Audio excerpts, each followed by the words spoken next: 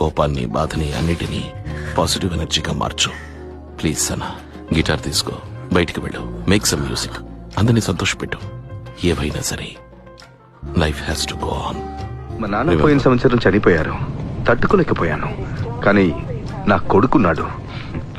5 ఏళ్లు వాడికి. వాడి మాటలు, వాడి చేసే చిన్న చిన్న విషయాలు 1 సంవత్సరం ఎలా గడిచిందో నాకు తెలియకుండా చేశాయి. అలాంటిదేమైనా ఉంటుంది కదా సూర్య? చూడండి, ఇక అన్ని వీడి కోసమే. వీడి చుట్టూ ఉన్న ప్రతిదీ అందంగా ఉండాలి, ఎప్పుడు సంతోషంగా ఉండాలి. వీడి రాతలా రాస్తుందో నాకు తెలియదు, కానీ ఏదైనా తప్పుగా రాస్తుంటే దాన్ని మార్చి రాస్తాను. ఎక్కడికైనా వెళ్ళిరా, జస్ట్ గో. కానీ మళ్ళీ నా దగ్గరికే రావాలి. అన్నీ వదిలేసిరా. మేఘ్నాన్ని పోగొట్టుకున్న బాధ నాలో ఇంకా ఉంది. దాన్ని పోగొట్టుకోవాలని జిమ్కి వెళ్ళడం మొదలెట్టాను.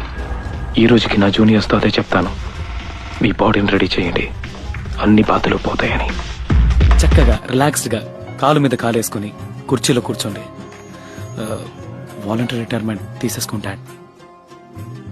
దాంతో వచ్చే డబ్బు మీ ఇద్దరి అకౌంట్కి ట్రాన్స్ఫర్ చేయండి. ఆ డబ్బు మీ ఇద్దరికి మాత్రమే. We fell in love. Still in love. జీవితం ఆ ప్రేమతోనే మొదలైంది.